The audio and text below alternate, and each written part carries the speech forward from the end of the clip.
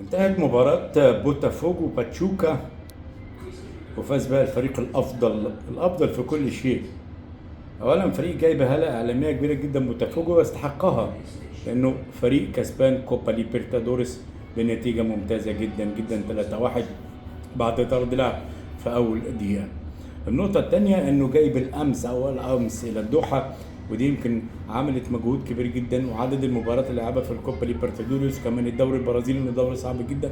انا ما بوجدش اعذار لبوتافوجو، ولكن الراجل لم يحترم باتشوكا، نزل بجزء كبير جدا من اللعيبه الاحتياطيين بيفكر في مباراه الاهلي وبعدين مباراه الفاينل مع ريال مدريد، ريح جزء كبير جدا من لعيبته، نزل في الشوط الثاني بعد النتيجه ال 2-0 بالثلاث اربع لعيبه اللي هم مهمين عنده منهم تياجو الميدا، ولكن في النهايه حقق باتشوكا باداء ممتاز، اداء متزن جدا في جزء كبير من العقلانيه، في جزء كبير جدا من احترام المنافس واحترام الخصم، في جزء كبير لعبه كمان على المعدل البدني، شوط اول عداه بشكل محترم بشكل يليق بمباراه بتتلعب عشان توصل للسيمي فاينال، عشان تلعب نادي كبير بحجم النادي الاهلي يحقق الفوز.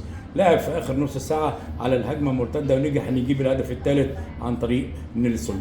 كل ده بيورينا ان مدرب باتشوكا قرا بوتافوجو صح، اشتغل على بوتافوجو صح، احترم بوتافوجو واداله حقه في الملعب وخارج الملعب، علشان كده قدر يكسب 3-0 في نتيجه لم يتوقعها اي حد على مستوى العالم.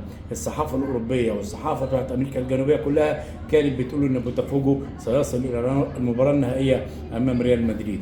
الامر بعد 16 سنه الباتشوكا عنده مباراة ثأرية مع النادي الأهلي لما لعبوا في كأس العالم للأندية لليابان. الأهلي كان خسران في الشوط الأول، نزل عدل النتيجة وكسب 3-2 في الشوط الثاني، كانت نتيجة أكثر من رائعة، والبطولة دي كانت موجودة عندنا في الاي ار تي وأنا كنت موجود في الاستوديو. وبالتالي نتمنى التوفيق للنادي الأهلي، نتمنى من مارسيل كولر بإذن الله يكون درس باتشوكا صح، فهم نقاط الضعف اللي موجودة، تفاصيل صغيرة جزئيات صغيرة هيشتغل عليها مارسيل كولر.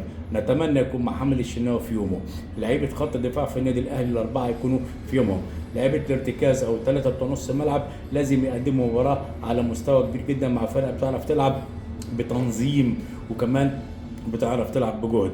أنا بشوف ان باذن الله الاهلي ممكن يكون في المباراه النهائيه، بس المباراه النهائيه تتطلب منك مجهود كبير جدا جدا داخل الملعب وخارج الملعب، الالتزام، الانضباط، تشكيل صح، تغييرات صح، اداره المباراه بشكل فني. اثق في مارسيل كولر في مشواره مع النادي الاهلي، اثق في لعيبه النادي الاهلي، اثق في اسم النادي الاهلي وتاريخ النادي الاهلي.